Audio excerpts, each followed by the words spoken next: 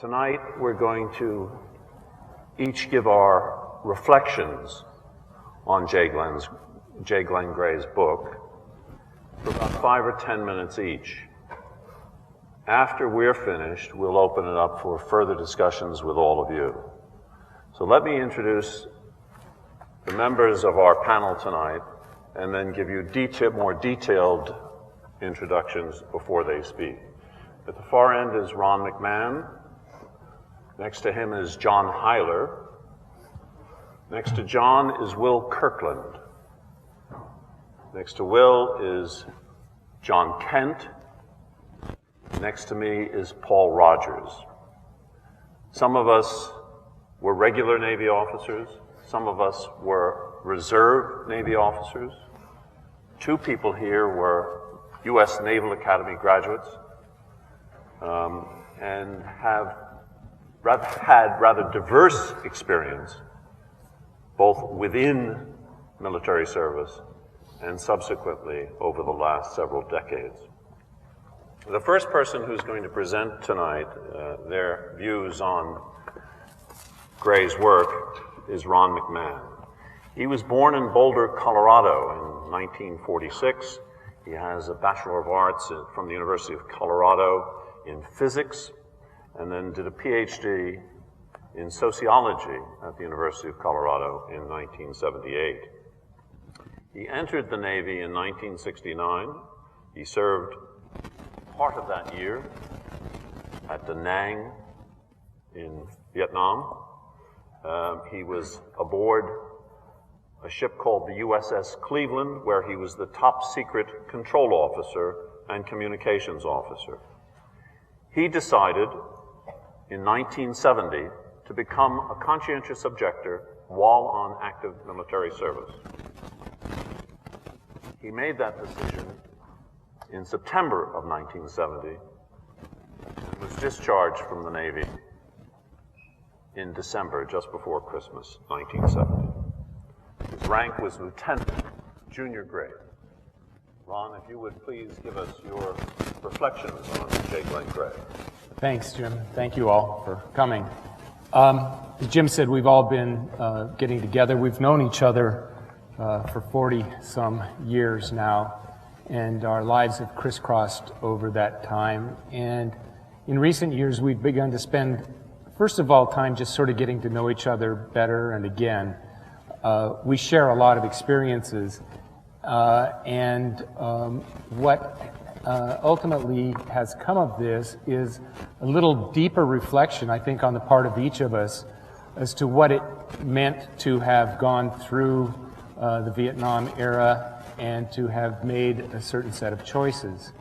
When Jim told us, we were coming out here for a workshop, and Jim explained that J. Glenn Gray was an alum and that some of the students were going to have read the book. He suggested that we all take a look at it. And I must admit, when I came back, after I came back and got back into graduate school and was teaching, being a teaching assistant actually in a course on the sociology of war, I read this book. And it made little or no impact on me at the time, which is in itself kind of interesting, because that war and then the resistance to that war were such profound things. This time, it had what I can only say has been a cathartic impact. Maybe it's just because I've had more time to think about it and reflect on it, and maybe it's just I didn't pay enough attention the first time through. I'll just take the liberty, if not everyone has read it, let me just read a couple of sentences that he writes in the beginning about what it means to remember war and what it means to try to forget. Because these are points that I sort of reflected on myself. Ron, what page are you on? Oh, it's on page 23, in the middle, dead center of the page. So often in war, I felt an utter dissociation from what had gone before in my life. Since then, I've experienced an absence of continuity between those years and what I've become. Later on, he says, yet the effort to assimilate those intense war memories to the rest of my experience is difficult and even frightening. Why attempt it? Why not just continue to forget it? He says there's a popular belief that men who knew war firsthand talk little or not at all about it. And it talks about those who do are suspected of wanting to magnify their egos, which I don't think is anybody on this panel, or of being professional legionnaires, again. Besides, people are tired of war. One can hear the refrain in 1,000 living rooms. They want to read about it as fiction and so transmute the war into art or have it as history and memories of generals and statesmen. He says we may become refugees in an inner sense unless we remember to some purpose. And then he says, surely the menace of new and more frightening wars is not entirely unrelated to our failure to understand those recently fought. If we could gain only a modicum of greater wisdom concerning what manner of men we are, what effect it might have on future events.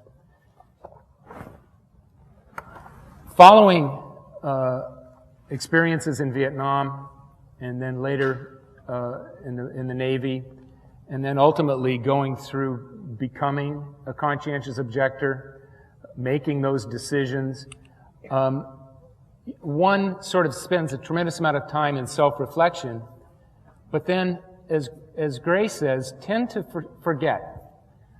We had been through a lot of things together. I went back to graduate school 2 or 3 years after doing anti-war work, and just sort of put it out of my mind. Got on with, being a sociologist. And then I remember once in about in the early 1980s, waking up in the middle of the night, kind of in perspiration, with images flashing in my head. And at that time, I sort of developed, okay, I better think about what went on then. And so I sort of developed a picture for myself and others around me, a brief picture of some of the highlights and what it was, what some of the big points were that sort of carry you through these times. And then you find that you are turning into that old legionnaire. When people ask you about the experience, you have a series of stories and you kind of crank them out, and there they go, and people go, boy, was that a wonderful thing, just like when soldiers come home now, thank you for your service, but I don't think I really want to hear about it. But thank you for your service and your patriotism and all of that stuff. With us, it was, thank you for doing what you did, and it was an act of conscience, and wasn't that great? What happened to me when I read this book a month ago or so is that after 20-some more years, I began to develop much clearer snapshots of memories, and memories of events, but more importantly, I think, memories of the thought processes. Instead of just seeing images and remembering details of what was going on, I found myself now at this age able to think just a little bit more about what was going on in my mind. How was it that I was coming to these realizations? And what came of it ultimately, and one of the reasons that we're here and I want to hear what everybody else here is thinking, is because I think it's now important to sort of share what bits and pieces we can share, but also to understand that there's an entirely new generation, as Gray discusses, who are going to be confronting exactly the same fundamental issues of conscience that we have all faced.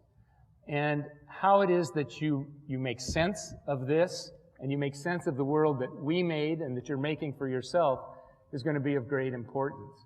So as we move on, I'm sure that you'll hear much more detail about our experiences. But I sort of just wanted to share with you the impact that something like this book can have so many years later. Thanks, Ron.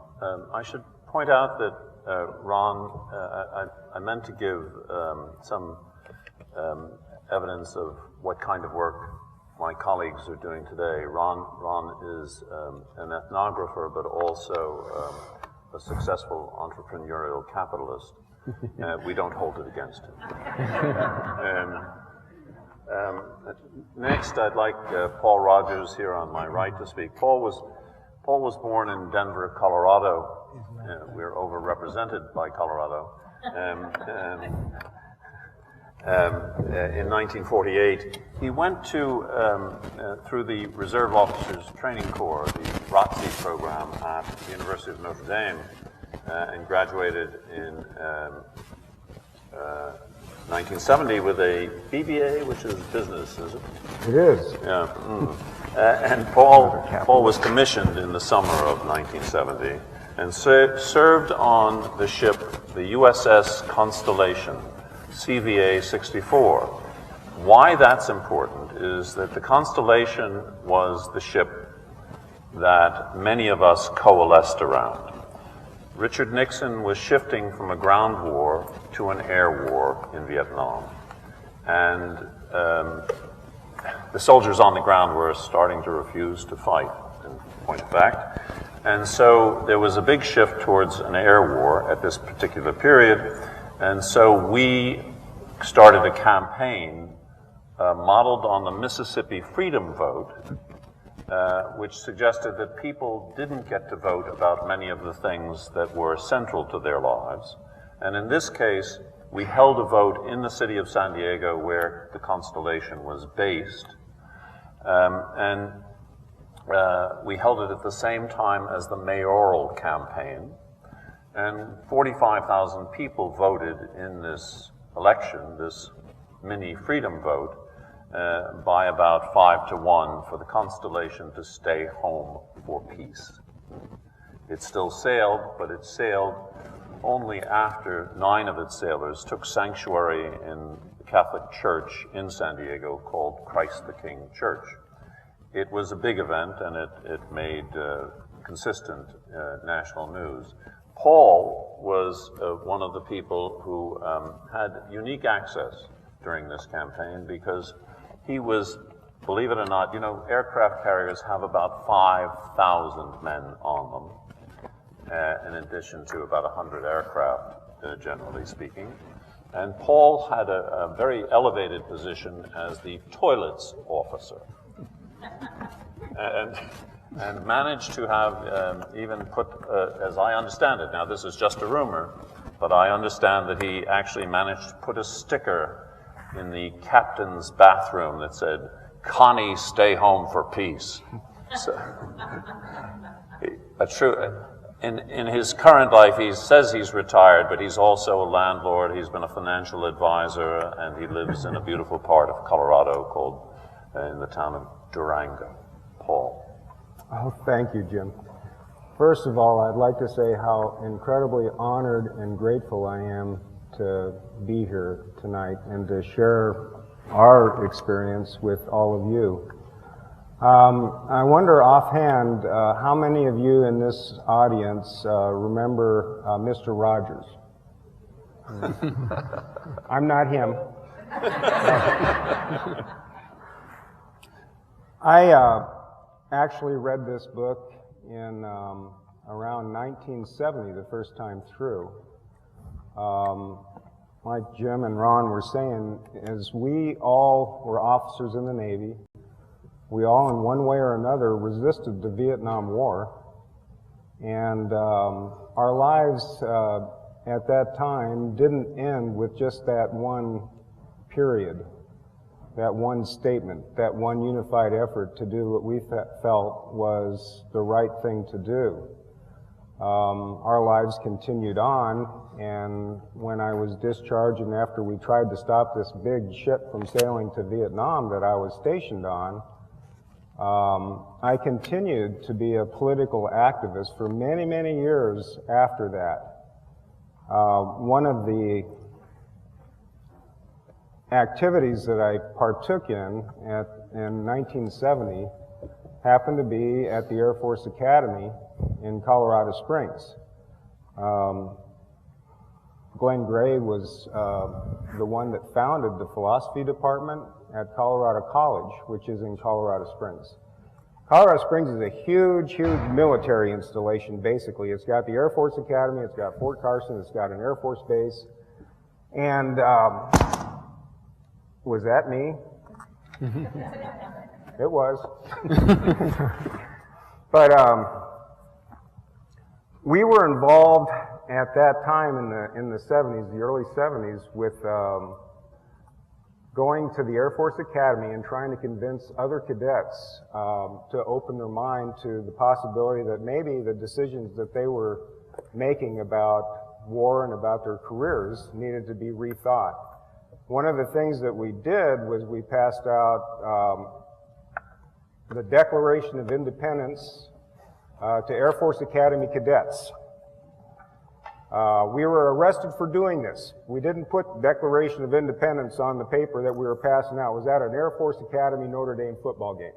We didn't put Declaration of Independence on it, so by gosh, you know, the military police came in there and rounded us up and arrested us, and before they could think about it, the Air Force Academy published this big thing. People arrested for passing out subversive literature at Air Force Academy Notre Dame football game.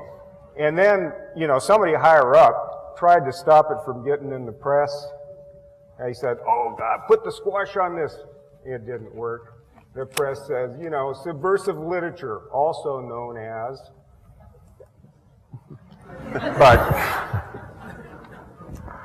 when I read Glenn Gray's book, a bunch of us, he was a very kind, very human person, and very well known in Colorado Springs. And when we read this book, some of the people that I was working with that knew him wanted to get this book as part of the curriculum for where? The Air Force Academy. Here's an institution that was afraid of the Declaration of Independence, and then what we wanted to do is have this book as part of the curriculum for the freshman class coming in. And I'm going to kind of leave that one hang up for a while and not give you the answer as to whether or not that was allowed or not allowed. And I hope that during the course of our next 3 days, we have an ongoing dialogue, because we're up here to learn from you as well as maybe you can learn something from our experience as well. The book, this is page, I have to wear these now, page 237, and this meant a lot to me pretty much because the way my life went, I did a lot of political activity and then ended up living on an Indian reservation in southwest Colorado and spent much of my life being an accountant for an Indian tribe. It was the only way I could fit in, you know, so. Page 237 is this separation of man from nature as a consequence of our too exclusive interest in power is in part responsible for the total wars of our century. More than we realize, we have transferred our exploitative attitudes from nature to man. In total war, man becomes so much material, and civilian populations, like soldiers, have to be ravaged and subdued. Distinctions between innocent and guilty, the permissible and the prohibited, become extinguished. Men and machines approach each other more clearly, more nearly. The most painful impression of World War II for me, as I have said, were the ruthless trampling down of the works of nature and the innocent products of human art. Try as I might, I cannot but recoil, even in the memory, from the destructive fury of a modern army detected upon the things of nature and her creatures, all untainted by any partisanship. The butchering of each other was almost, turn the page, easier to endure than the violation of animals, crops, farms, homes, bridges, and all the other things that bind man to his natural environment and help to provide him with a spiritual home. Like I said, previously, much of my life has been influenced by working with and being part of tribal community in southwest Colorado. There's a certain affinity, I think, that tribal people have, or maybe all indigenous people have, to this planet that we live on. One of the things all of them would probably agree to is that we need the Earth. The Earth doesn't need us. And again, I am just incredibly grateful to be here. I hope that all of you will get a chance to share some of your own thoughts and feelings about this book with us. And that's a wrap. Thanks, Paul. I should note, too, that Paul went into the Navy at the lowest rank of officer, ensign, and managed to come out with the lowest rank as well. And actually, as he said here in something he sent to me, he set the record for the lowest score on performance evaluation. I think he was proud of this. Our next panelist and friend is John Kent. John Kent was born in 1946. He went to the United States Naval Academy, where he has a Bachelor of Science in Physics and Mathematics, and graduated there in 1968. While he was at the Naval Academy, he was an All-American in wrestling. So he didn't really fit the profile of someone who was going to be opposed to war, because when he was commissioned, he became a jet fighter pilot, Top Gun kind of guy, right? F-8 fighters. He spent the summer of 1967 in Vietnam, and that had a profound effect upon him. He applied for discharge as a conscientious objector in October of 1970 and was discharged in March of 1971. His rank upon discharge was Lieutenant Junior grade. I should note, too, that John, more than any of the rest of us, became politically very, very committed. And just as we have a capitalist on the panel, we have a communist on the panel, too. Two communists? Two capitalists. Oh, two capitalists, yes. Sorry. I didn't want to leave you out. But only one real communist. John Kent, please. I'm a real communist.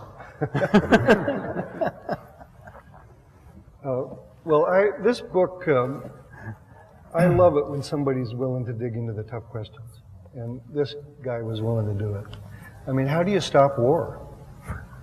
You know, it's a massive question. And it's really important that the human race do it before we annihilate the planet, either through war or, you know, destroying the economy or both. And he really wrestled with it deeply, I thought, in this book. And I think he actually pointed in the right direction. I don't think he answered the question. And, you know, maybe we can push it a little further tonight, I don't know. But I was really glad to see it, because not that many people are willing to even, you know, entertain that question, which is really distressing given the state of the world. But first I wanted to talk about just some of my personal reactions to it. And then I want to get into what my thoughts are on his thinking about how to end war. First of all was his reaction to the bombing of Hiroshima and Nagasaki. And he called it a terrorist bombing, which I completely agree with. And he issued a searing indictment. You know, he said, basically, the next atomic bomb dropped in anger will probably fall on my own country, and we will have deserved it. And if you think about that for a minute, that's very, very heavy for an American to say that if this country gets bombed, it deserves it. And I think he was right on the money. And one of the reasons I think that is that when in 1976, a few years after all of us had been together, by the way, I think it's important to state that it wasn't our experience in war that brought us all together. It was our experience in resisting war. In other words, we all came together as 5 of us in the Concerned Officers Movement. And then Will joined us a little later in this campaign to stop the carrier. But we were fighting like hell to stop that war. And it was that bonded us for, you know, a year or 2 years of a really intense time, and we have been brothers ever since because of that. In other words, it fused us together in a way that I don't even have the same relationship with my real brother, my biological brother. You know, we didn't have that same kind of experience. The six of us are like, you know, every time we see each other, it's like you haven't been apart, you know.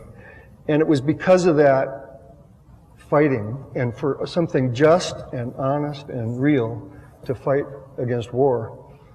I was a member of Vietnam Veterans Against the War, and in 1976, I went to Hiroshima for a peace conference.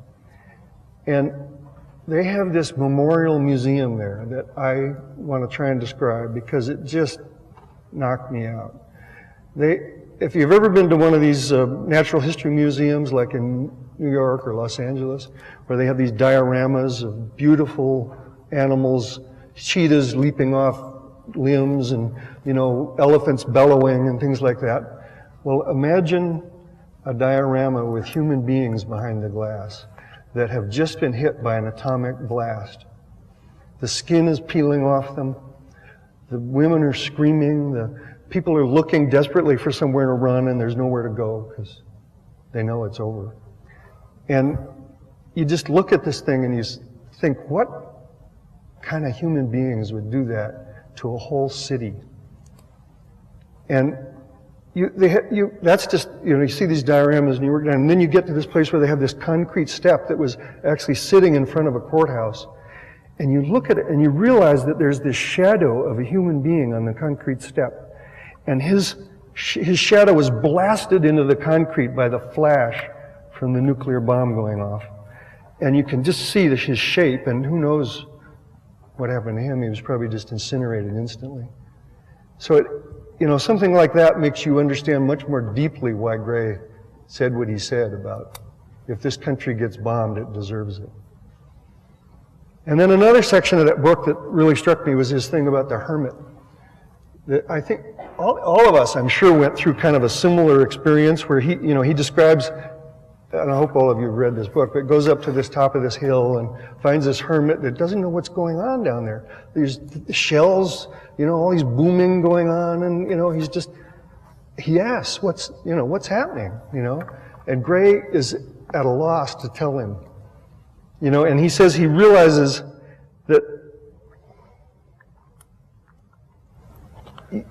that you realize your leaders and thinkers that one is following lose their stature, become puny in your thinking, as you recognize their wisdom is almost grossly inadequate for the occasion. In other words, I think all of us that resisted started to recognize that our leaders were just grossly inadequate and fundamentally wrong. In other words, they were leading us in the wrong direction, not just, you know, incompetent. And that was a really important moment, I think, for Gray and I'm sure for all of us. Maybe others can comment on that.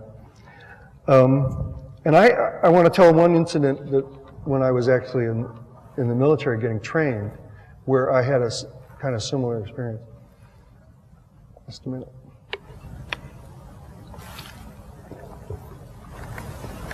I was in a classroom. I was either at Miramar, where Jim said I was being trained in the Top Gun Squadron for fighter pilot in Vietnam. It was either there or in Beeville, Texas, where I took my first jet training. And I was in a classroom full of pilots, or becoming, you know, we were pilots at this point. Now we're getting trained in flight of jets. And a lieutenant commander who had just returned from Vietnam was our instructor. And he was telling war stories, you know, and trying to loosen everybody up before getting into the meat of the class. And he starts telling this story, a big grin on his face, that he was out on a bombing mission over North Vietnam and dropped his bombs and sent his missiles into the target. And then he started heading back to the carrier, and he realized he had one more missile left on his wing. And you can't go back and try and land on an aircraft carrier with ammunition hanging on your wing. It's likely to be a pretty dangerous situation. So normally what you do is you go out and, friendly for the environment, you drop it in the ocean. But he decided he didn't want to do that. And he took his plane and he started cruising around the countryside of Vietnam until he found a peasant on a bicycle.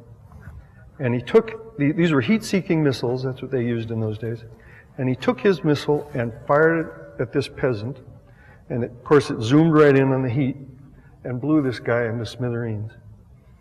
And he's telling this as a joke, wasn't this funny?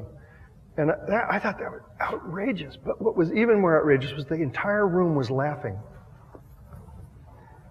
And Gray told a story similar to that in the book somewhere else, where he talked about, a person being shot as he was running away, everybody laughing.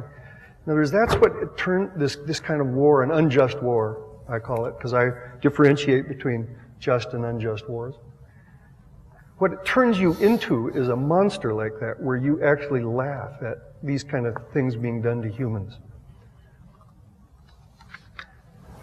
So,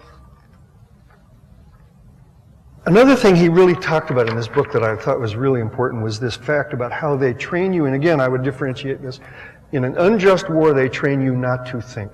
They do not want you to think about the war. They want you to just do it. And nowadays, they have this thing that's reflexive trigger pulling. They actually have reduced it to the moment of firing. They discovered a lot of people start to question right when they're about to fire the gun. They're training people to fire weapons without thinking, too. In other words, they've taken it all the way down, not just on the macro level, but to the moment by moment in battle. And, he referred about that. He talked about people frequently saying, when I raised my right hand and took the oath, I freed myself of the consequences for what I do. And anybody that's fighting war has to fight that tooth and nail. We want people to think, what are you doing and why are you doing it? There's the famous poem, The Charge of the Light Brigade by Tennyson. Theirs not to reason why, theirs but to do and die. Into the valley of death they rode, the 600. That really describes what they want. They want an unthinking army. So now just to talk a little bit about this, his thoughts on moving beyond war, because I thought that was the crux of the book.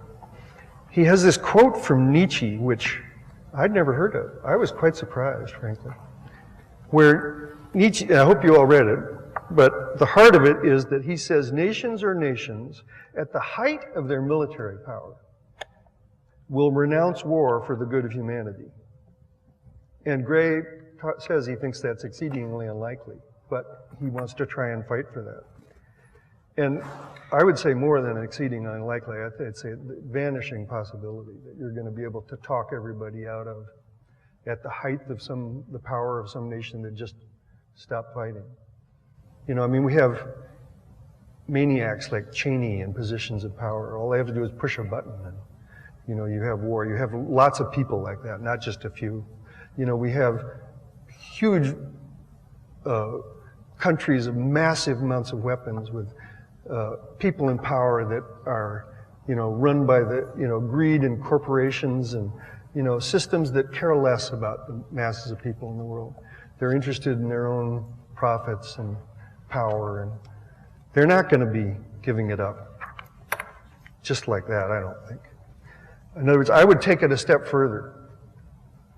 And there's a quote from Clausewitz about war, which is fairly famous, where he talks about how war is politics by other means. In other words, it's an extension of what's already going on. They take their social systems, their economic systems, and they just extend them into a war to continue the same policies. And to me, that's what has to transform, is the systems themselves. In other words, you can't talk about breaking swords in a powerful country unless that country has a whole different approach to the world. Approach that's not based on dog eat dog, not based on capitalism, that's based on people working together, trying to create a new world altogether, build a new humanity. If you don't have a society like that is fighting to do that, then you're not going to be able to break the sword. And one of the really important things about when we were all together in the early 70s was this was really a lot of ferment and debate about how to move forward. And I really think that's lacking nowadays.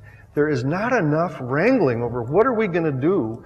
Even the controversial ideas are not being thrown around and debated. And, people do not engage these deep questions and try to wrangle with it. And it is vitally important. I mean, we had, You know, there's a line in one of Bob Dylan's songs that I love about revolution being in the air. And that was the way it was in the 60s and 70s. I mean, we were all with, you know, nonviolent revolutionaries, anarchist revolutionaries, you know, communist revolutionaries, socialist revolutionaries, black revolutionaries, Chicano revolutionaries. Everybody talked about some sort of revolution, some sort of new society. Where is that discussion? You know, I have one idea, but I want to hear others. I want to know. Jim's telling me to shut up. Oh, I was very polite. He can do that. I want to do one more thing because he gave me 3 more minutes.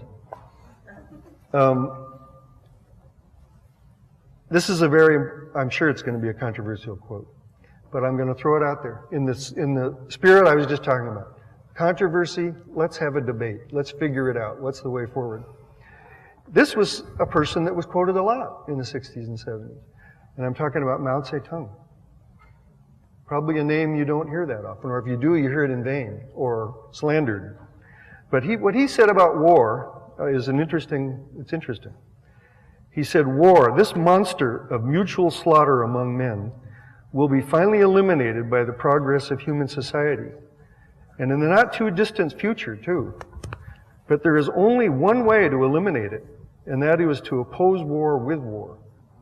When human society advances to the point where classes and states are eliminated, there will be no more wars. That will be the era of perpetual peace for mankind. So I'm just going to throw that out there, and I hope we can discuss. Thanks, John. Thank you, John. Our discussions are always lively when we're together, especially if we've had a drink or two. Our next panelist is John Hyler. John was born in Hawaii in 1945, educated at Princeton University, where he achieved a Bachelor of Arts in Philosophy in 1967, and then later at Harvard University, a Master's in Public Administration from the Kennedy School of Government. He entered the Navy in the summer of 1967. He was an aviator and flight instructor. He applied for discharge as a conscientious objector in October 1970, and being the most clever of all of us, managed to get out within 3 months. John, I must say, achieved some great notoriety during the effort to keep the Constellation from sailing to Vietnam by flying repeatedly over the city of San Diego in a light plane with an enormous banner that said, "Constellation, stay home for peace." You know, instead of Coca-Cola or whatever it was on the banner, it was Hyler flying this plane saying, "Constellation, stay home for peace." John, please. Thank you, Jim. If there's one word I would like you to remember from what I say tonight, but not correlate with me, the word is functionary, and I will come back to it. Sitting here looking out at you, I'm reminded of my daughter, who is a junior in college, and so it's a particular pleasure to be here. And because I had my 50th high school reunion this past June, I can spin forward 3 months and realize that 50 years ago today, this week, I was starting as a freshman in college. And it was over the course of that career in college and getting an education that this word functionary became important to me, and I'll come back to it in a way that might surprise you.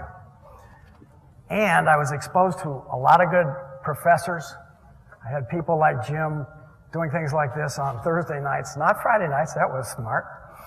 And I had a lot of good books that formed my intellectual development and which really helped me become who I am. And I am grateful for those. I commend this book to you. Those of you who have read it, I commend it to you. But there's also a lot of good literature and a lot of good professors out there. And I'm glad you're getting started with this if you're just getting started, and that you're continuing if you are. When Jim started introducing us, he said this is an unusual group. I think you've seen that already. We are an unusual group. And one of the things that this book about the warriors points out is that the battlefield provides for many people, and the military experience provides for many people, a kind of camaraderie. I will assert that being part of a movement to change in society what you deeply believe needs changing provides a better, more lasting, and certainly more morally justifiable type of camaraderie. So I encourage each of you to do the activism that may, 50 years from now, find you on a panel being asked to reminisce about the past. Hopefully more than that. I want to read two things from this book, and the first is just basically about war, because the book is about war, and it's from page 131. The basic aim of a nation at war in establishing an image of the enemy is to distinguish as sharply as possible the act of killing from the act of murder by making the former into one deserving all honor and praise. So by making killing in an act of war deserving of all honor and praise. What does that have to do with being a functionary? I went to a good university and studied philosophy. And when it became my turn to stand and take the oath of becoming a military officer, I had read these books. The war in Vietnam had gone from not being recognized before the Gulf of Tonkin resolution, when I went to, as a freshman, to its height in terms of the commitment of American soldiers on the ground. And during that time, my thinking evolved. I wrote a thesis on civil disobedience, and I was asked to stand and raise my hand and say that I would support and defend the Constitution of the United States against all enemies, foreign and domestic, and that I took this oath without mental reservation or purpose of evasion. And I went to my commanding officer and I said, "Sir, you know as well as I that I cannot take that oath because I have nothing but mental reservation at this point." And he said, "Just stand there." So I was dressed in my dress whites. Everyone in the Navy has to have a sword, go figure. But Navy officers have a sword. It's a little bit of an anachronism, and you stand there, and every other person in the circle that was being commissioned raised their sword and took the oath, and I just stood there, and they made me an officer anyway. I was not going to be a functionary. And so at that point in time, I already realized that I would not take another human life. But I managed to figure out the system by thinking, well, if I go be a pilot, maybe the war will be over in a year and a half. We're talking from June 1967 to a year and a half after that. Happens to be October 1968. And bingo, when that has happened, when that date arrived, the war wasn't over. I decided, well, I could be a flight instructor. So I went and was a flight instructor. And I was in some ways a functionary, but I would always doing what I felt was the least combatant, the least murderous thing that I could do. And I finally got a set of terminal orders, as they are called, to a non-combatant squadron. So I'd ended up psyching out the system, quite literally. And now I'll refer you to another quote. And this one is on page 180. For those of you who've read the book, the author was in the intelligence service. And his job was to interrogate people, among other things. And he went from Northern Africa to Italy, and so from, it says here, at the top of page 180, between 1944 and 1945, I had to listen to fascist and Nazi police and party functionaries exclaim with nauseating regularity that they were, after they were captured, quote, "My conscience is clear." And you skip down and it says, I became convinced in the end that most of these men knew no general regrets for what they had done. As functionaries, guilt was, for them, in any case, an empty word. If you look over to the paragraph on 181, it says, I was amazed how many American civilian soldiers appeared to put great weight on taking the oath of the soldier. Frequently I heard the remark, when I raised my right hand and took the oath, I freed myself from the consequences for what I do. Functionary. Several years later, after I had met Ron McMahon in a court where he had sued successfully the Secretary of Defense, I went to a weekend session on nonviolence conducted by Will Kirkland on my right. And I saw a movie called Faces. And the movie Faces is a black and white about the shows, depicts the faces of Vietnamese kids during bombing raids. And my skin crawls as I tell you this story. I saw those faces and I realized at that moment that if I was any way responsible for the terror of any one of those faces, that I couldn't look at myself in the mirror anymore, and that whole education that I'd gotten and those books that I'd read were irrelevant. And so I had managed to dodge it in terms of not actually going to war, and at that moment, however, I became a conscientious objector.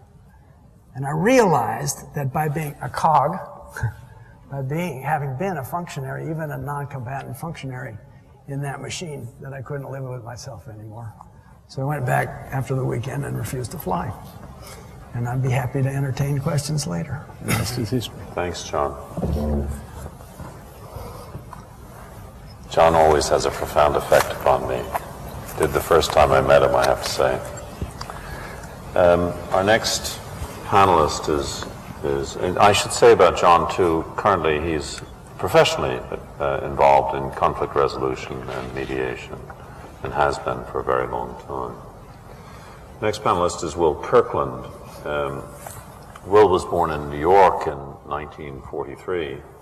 He too was, like John Kent, a United States Naval Academy graduate, where he had a Bachelor of Science awarded in 1965.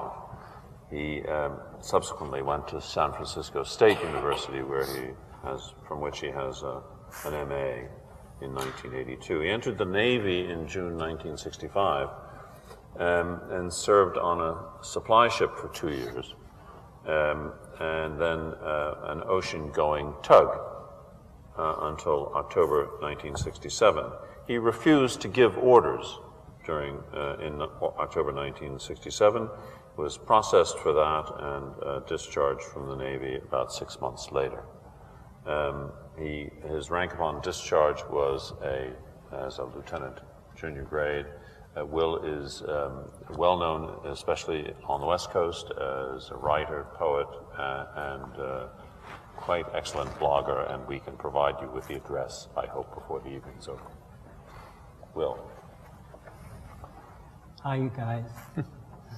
I know 1963 is a long time in the past, 50 years.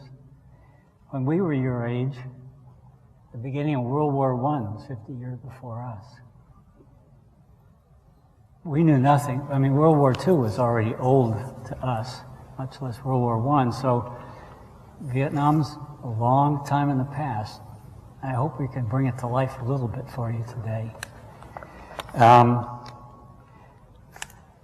I got out, as John said, processed through Big Nurse and Ratchet at the Naval Mental Hospital. And they finally honorably discharged me. if I said I would not ever blame the Navy for my mental disease.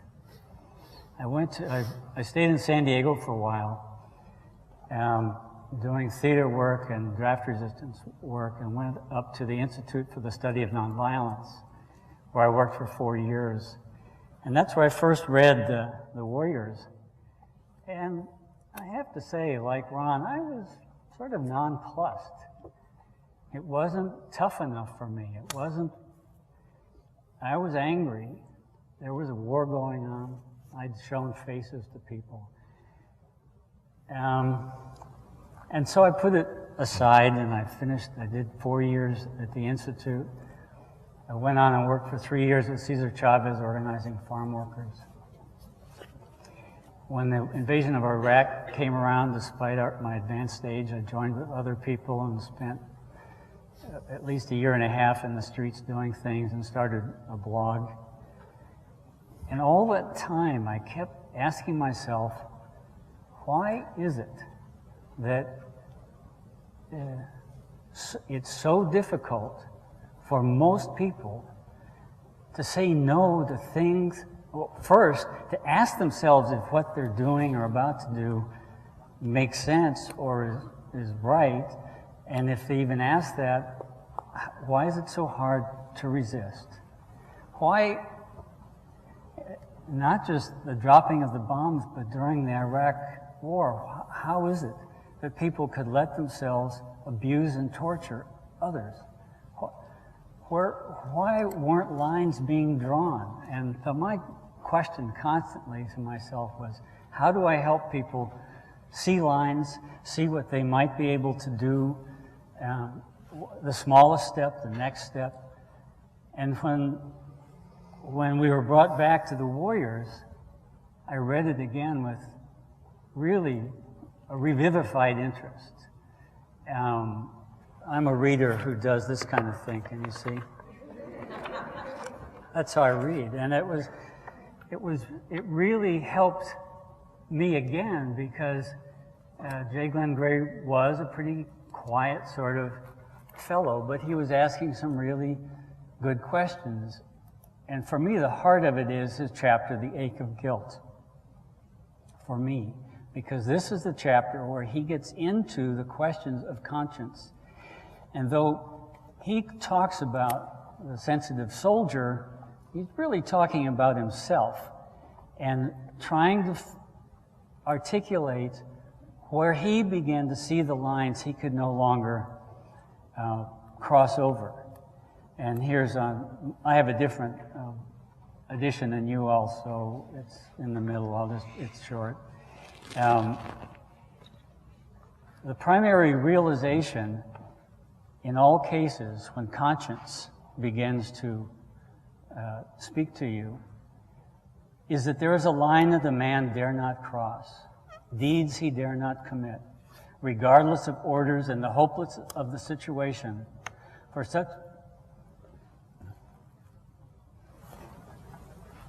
Thank you, Will. such deeds would destroy something in him he values more than life. The book touched us. Conscience is within such a person a voice long before it is a power. And when we began talking about this, I understood that was true for all of us, that we didn't suddenly one day and wake up and said, no more. As John said, we each went through a series of steps. When I went to the Naval Academy, I was 17 years old. And I was already having doubts about it, and the reason I was there is because my dad had gone, and I was the first son of his class to go. There was a lot of pressure on me, and I stood there in our first ranks in our civilian clothes, and we raised our right hands. And I, like John, thought to myself, what am I going to do? And so I raised it, and I decided that this oath was to the Constitution, not to my superior officers, and that when push came to shove, I would decide whether I was fulfilling the oath to the Constitution. So that was my first little line. My second, there's some others, but the next significant one was on graduation. I was sort of near the top of the class and could have requested anything, to be a flyer, to go in the Marine Corps, be on the ship of the line, and I requested a supply ship as, in John's case, the least harmful thing I could do. So I was in and out of the coast, off the coast of Vietnam, supplying other ships. My next little line was never to put foot on Vietnamese soil till the war was over. Many of us could go off and go have drinks and stuff. I never did that. I then asked for a tugboat in San Diego, figuring, well, like John, that's 2 years I'm out of here. Within 6 months, and by the way, I love the ocean and I love ship driving and all back full and right hard rudder. I love that stuff. So I figured this tugboat, I'm out of there. Within 6 months, they ordered us to put an anti-aircraft gun on the bow and take a tow across the Pacific up to Saigon. I was the executive officer, the vice principal, as it were. Well, I was pretty much alone. There was no movement at that time in my life. I'd not read any Gandhi. I didn't know nothing. But I went to my officer, the CO, and I said, I'm a good boy. I said, I will carry out all your orders, but I will give none. So he considered that for about 5 minutes and sent me up to Shrinksville. And that was how I finally left, and then proceeded to spend the next years doing what I did. Let me just see, there was one other thing in here I thought was pretty relevant to the discussion of how you yourselves, how we ourselves, and how we help others see those lines across which we should not go. Glenn Gray tells a wonderful little story of his disobedience in the military. The Army, U.S. Army had moved into Alsace-Lorraine and picked up Alsatian young men who were helping them a lot, but in fact had been deserters from the German Army, and his superior officers said they had to be put in the brig. And Glenn Gray and his fellow officers refused to the point of a likely court-martial. Let's see, I had determined that a line could be drawn between personal rights and military demands. I knew that sheer good fortune had prevented the normal consequences for disobedience from falling on me. I felt, nevertheless, immensely strengthened for a possible second refusal. So one step at a time, you do what you can do, constantly querying yourself, and you do the best you can. I think you can get one of the things you can do is, before you set yourself in situations that are likely to ask this, you ask the questions before you get there. Is this really what I should be doing? Are there other ways to do those sorts of things? One of the wonderful books I can recommend to you is called Beautiful Souls. It's about resistance by Israeli soldiers to working in the occupied territories, by a young Swiss man who helped forge passports for Jewish refugees against Swiss government orders, and also whistleblowers.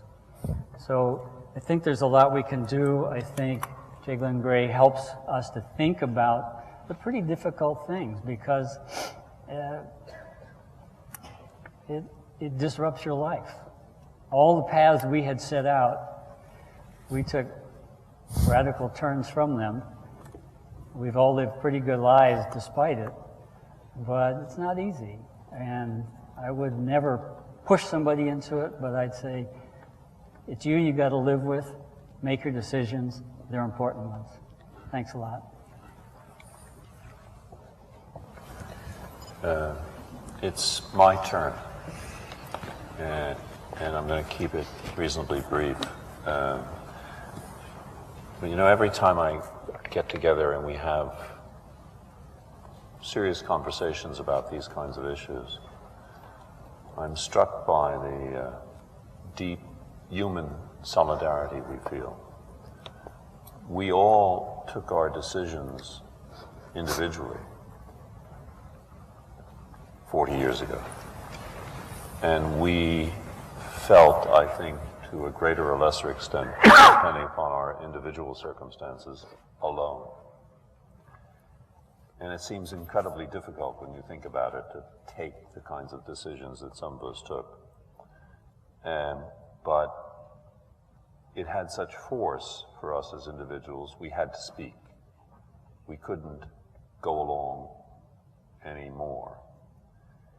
And the thing that I think every one of us has realized is that once we said no, we found a degree of solidarity with other people, some of it manifest here, that is unlike anything you get in, shall we say, simple, normal relations between people. There is a bond that soldiers generally feel, and which we certainly feel as anti-warriors. I'll say a couple of things about myself. I was born in New York City on a day where something really profound happened, and it was not my birth. It was the birth of the atomic bomb. I was born 1 hour after the drop of the test bomb in Alamogordo in New Mexico. And in a funny sort of way, I've always felt that the bomb shadowed my life.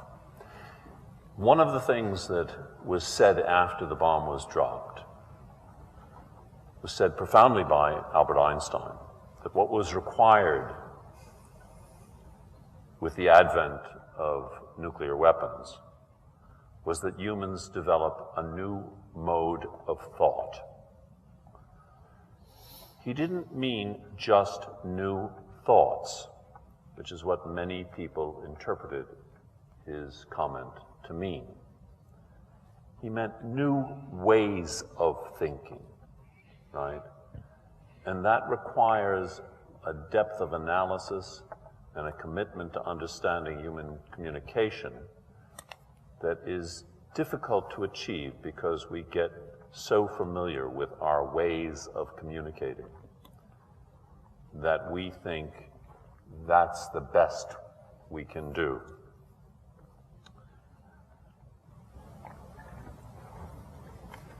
I have to tell you too, I resent some of these guys.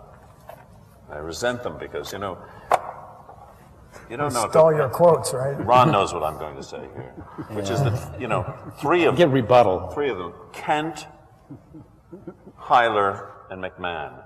If you look at their bios, what you realize is that they applied for conscientious objector status, and within a couple of months they were out.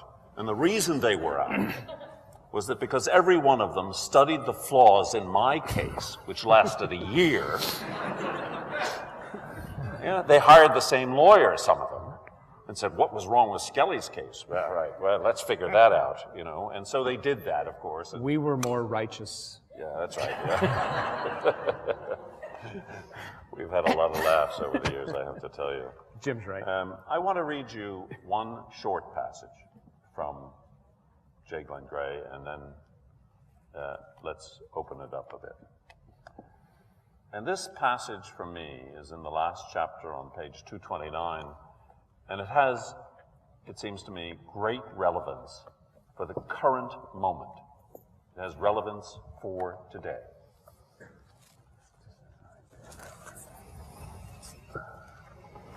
In the middle of the middle paragraph, the reason a nation that seeks to be just must abhor being hated and feared is not very different. To hate and fear are evil and damaging to our inner life, but being hated and feared are still more destructive of our higher impulses and potentialities.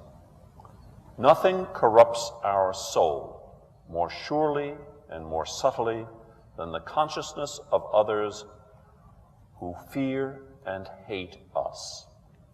Such is our human nature, that we cannot possess power that others dread without becoming like the image of their fear and hate. To possess dread power does not corrupt us overnight. Our features may remain benign for years, but inevitably, the awareness that others tremble or grow enraged at sight of us poisons the mind and makes us, individuals or nations, in the end, into aggressive pariahs, distrustful, capricious, and empty. J. Glenn Gray was warning us. This was written before we ever said no. And we should be awake to it. So let's hear from you. Those of you who have questions or comments, please. Adrian, please take the microphone there, if you will. Hi, I'm Adrian Barich. I'm a sophomore and I study Peace and Conflict Studies in German. I'd like to direct you to page 216. Which page? 216. 216. I'm having a little trouble hearing you, I'm afraid. Sorry, I can make my voice a little deeper. I'll try.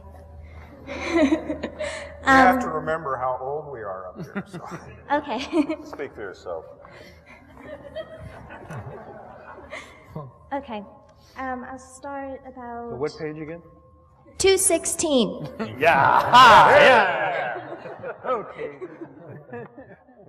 Now we got it. Okay, I'll start about 3/4 of the way down.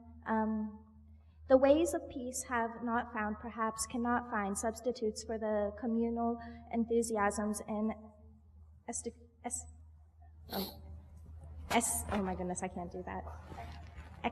ecstasies of war. Unless we find a way to change men's hearts, there appears to be a small chance that they will fall out of love with destructive violence. In 1955, I talked to a French woman who had suffered cruelly during the war from lack of food and anxieties for her family, but was now living in comfortable bourgeois fashion with her husband and son. We reviewed the misadventures of the war days, and then she confessed to me with great earnestness that despite everything, those times had been more satisfying than the present. My life is so utterly boring nowadays, she cried out. Anything is better than to have nothing at all happen day after day. You know that I do not love war or want it to return, but at least it made me feel alive, as I have not felt alive before or since. But I'd like to point out that this is in the conclusion entitled The Future of War, and this book was, first copyright date is 1959, and today is the future. And we have things like video games and 3D movies that can simulate the experiences that people have in war. And I would also like to point out that none of you up there, you used labels like unusual, communist, capitalist. None of you used the label normal or average to your lifestyles today. But I'd just like to pose the question, how can there be such a discussion today if we're unable to kind of disconnect ourselves from this war? Because virtually there is no idea of peace if we have these constant reminders of our mass media around us. And I would just like to hear your reflections on that. Thank you. Wow. I would like to say that I'm almost normal. So.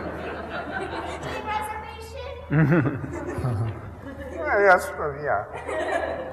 But the passage that you read I was also really touched by, because, you know, some of this book is repeated a couple of times, where when do you feel most alive? And for this woman and for a lot of people, it's when they're at the intersection of change, when they're at the crossroads. That's when they feel it the most, is when they're right there. And then some of the things that John Heiler said come to pass, and it's almost like a practical matter. The functionary idea, you know, like when we were at the intersection is really when I felt absolutely alive. We were constantly engaged in what we were doing. We were discussing things back and forth with each other. And then, you know, what happens, life. And, you know, you think, oh, geez, you know, like, I don't have any money. I better go get a job. Or, you know, another one for me is that I really want to have a family. And so you kind of transition from being at the intersection to being what you would call a normal, everyday, humdrum existence. And anything that I've learned in life is that get good mileage out of the humdrum, honey, because that's most of it. Others? I think your comment is well taken. I think that one of the problems that we have is that we don't consider some of the most critical battles that need to be fought today as being right out there in front of us. And they're so overwhelming. You know, when you think about climate change, or you think about what's going on in Syria or in the Middle East or in Afghanistan, when you think about these things, they're just too big. And it really is easier to get on with your life and to do your studies and to do your job. We all do that. I mean, who doesn't do that? On the other hand, you will make that happen when the time is right. And we were driving up here from the airport today, and all of us, to a person, sort of felt this change in the wind lately. And what we said to each other was, it'll be interesting to communicate a little bit more with each of you to find out how it is that the next big wave of change is going to happen. You know, we certainly can't invent it, but, you know, we can be there to be supportive, but the energy for it is going to have to be generated through a whole bunch of people around sometimes much more abstract issues. We had some pretty concrete things, you know. I saw a lot of death and I saw a lot of bad things, and I made my choices, and those things were right there in front of me. Nowadays, it's not quite so easy, but, you know, anybody that's taken a class from Professor Skelly, he puts them right in front of you. I've watched him do it, and it's pretty frightening, and it's the kind of thing that's a call to action. So we're not here to rabble-rouse, but I certainly think that it's inside you, and we're kind of here to help. The crises are there. They're just a little bit abstract. John? Yeah, I'd like to comment. I do think it's unfortunate, but the way things operate often in life is that they go through waves, and there's valleys, and, you know, then things reach a crisis, and you have to be ready for both of those. In other words, if you're going to be somebody that's trying to change the world, which I hope everybody is, you have to fight during the lulls to tighten things up and get people thinking. And then when things get really, the turmoil starts, then you can really be alive and be out there, because it's not really going to be in your control, probably. There was a lot of times things get kicked off, unfortunately, the way it is in human history, by wars. I mean, the hugest changes in the last century were around World War I and World War II. Massive revolutions in a third of the world or more. In the first, Russian Revolution, and then China, huge upsurges, and where people tried to set up a whole new kind of systems, and so on. And those kind of times come very rarely, but you have to fight to make for changes that are going to move humanity forward, and be ready whenever things do kick loose. And just to add to it, if I might, just briefly, I think one of the things I realized, I was thinking about, when did I feel really good and engaged? Not just in this, but I was in Minnesota helping to save part of a town from the floodwaters of the Mississippi River. And what happened during that period, those couple of days, was that people really worked together without the usual business. They were in solidarity with each other. And somehow, whatever you might take on, it seems to me that it's important not to see it just as something that you as an individual, the societies we inhabit have us hyper-individualized. And what we really need are projects where we can work with others and transcend our, shall we say, petty individualism. Other questions, comments? Fatima. Can you hear me? My name is Fatima. I'm originally from a country called Bahrain. It's in the Middle East. I know a lot of you know where that is. The reason I mentioned that is kind of an introduction to where my question is coming from.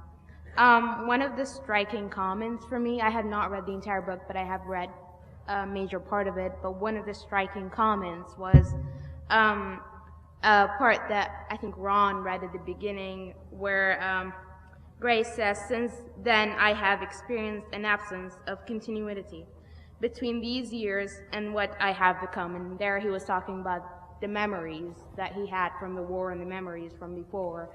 And I personally can understand or relate to that concept, but my question was, how, as veterans and as people who have been there and have kind of gotten out of that experience with a goal, let's say, how do you feel about those two sets of memories, and how do you identify as individuals with those two sets of memories to become those individuals that can achieve the new goals you've established? Is that clear enough for all of you? Ron? Well, you know, I kind of tried to speak to that as best I could, because I think what, in a lot of ways, one's life gets sliced up into these hills and valleys or these different kind of phases. And as you sort of move through it, putting together all those dissociations is a pretty fundamental thing. It's pretty inspiring, too, to realize that all of those little elements, or big elements in your life, you know, when somebody says, "Who are you? What have you done?" For that to have to be a 20-minute answer is actually a good thing, right? Because it says that, you know, I've done a lot of different things, and all of them sort of have some common threads. You may not have realized them along the way, because those things really aren't forgotten. That was my point. I think those things are always lying inside you, and that they sort of come up. I don't want to get too sort of psychological about it, but it's just sort of what I personally have been finding. And those experiences coupled with others have sort of led me to, you know, here we sit and here we go with doing all kinds of, you know, 4 or 5 pretty interesting projects or projections of ourselves into what's going to be the next thing that we do. So I thought it was interesting that he started his book talking about forgetting and then not forgetting. But you guys should comment on that. I thought that interested me, why he started that way. And when I finished the book, I decided he wasn't just ambling through his journals after 14 years and realizing, how could I have not thought about all these things, which, if you read it, his journal entries were very self-revealing, and he was about to reveal his doubts and concerns to the world. I don't think he just ambled through it. I think the atomic bomb testing through 54, 55, 56, 57, he started writing. The book was published in 59, so he was writing it in 57, 58. I think it sort of woke him up again, and he realized that these terrible things that he'd written about and he'd gone into being a professor were still happening on his watch, as it were, during his life. and it made him go back and think about, and so it took him out of his valley and made him then proceed with writing the book. It's my own intuition about it. But I think you're pretty young, but in our lives, you circle back. You do things and then you circle back and you find old friends. And so a lot of us are thinking about things that we hadn't really thought about. And that's a rich thing. And it'll happen to you, and look forward to it. Others? Yeah. Roche.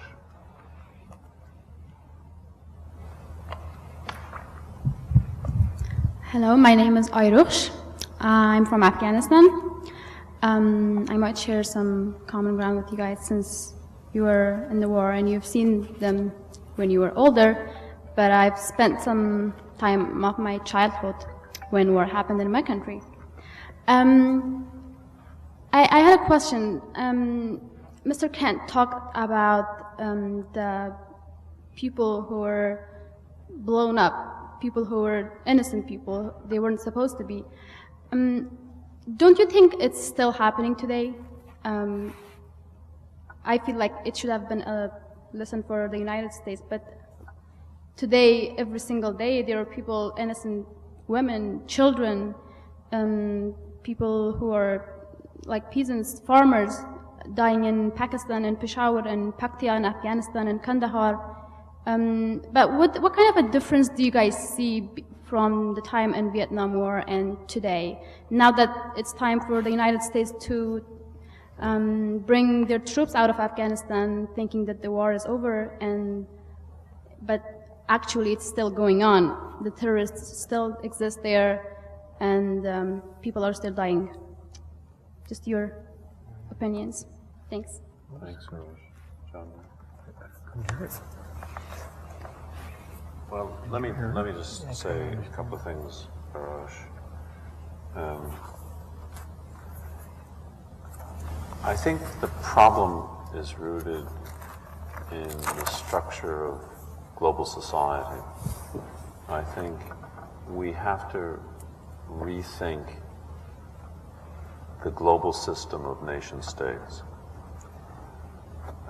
because what has occurred is that it's an anarchic system.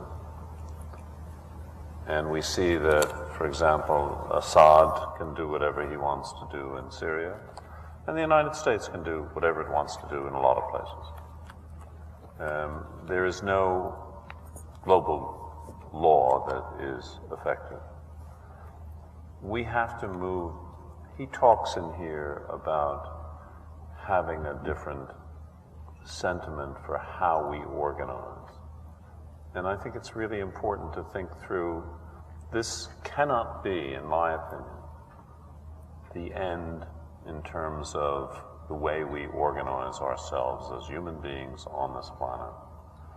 We have to think of new ways to do that, so that we don't have states acting as though they have no constraint. They can do what they want within their own boundaries, and in some cases, if they're powerful enough, outside of their own boundaries. And until we do that, unfortunately, I think lots of civilians will continue to suffer. One of the things I think Gray did really well in this book is he differentiated between the way things were when Vietnam was happening, because we were in the trenches and it was face to face. I mean, you could see the blood, you could hear the screams. And he goes on to say that the nature of our warfare has changed radically since Vietnam, and it's turned into an electronic warfare, and it actually started to be an electronic warfare with our use of aircraft carriers, the one that I was stationed on.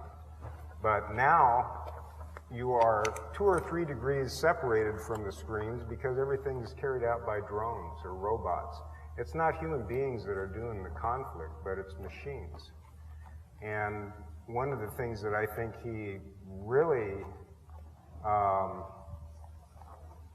does well is he talks about abstraction, you know, war as an abstraction from when you were hand-to-hand combat and then you move back, you become totally disassociated with the people that you're doing harm with. They're not human beings anymore. They're just blips on a screen. There's this machine taking care of this business. Now, what type of conscientious objection can you handle or would happen as a result of electronic warfare? We don't know that yet. My thinking is that there are people, and one of them that comes to light right offhand is a guy named Bradley Manning, who saw electronic warfare on a TV screen, on a film, and exposed war crimes. And he's doing 30 years for exposing that right now. We're about out of time. I want to thank all of you very, very much for your colleagues and for all of you. Thank you.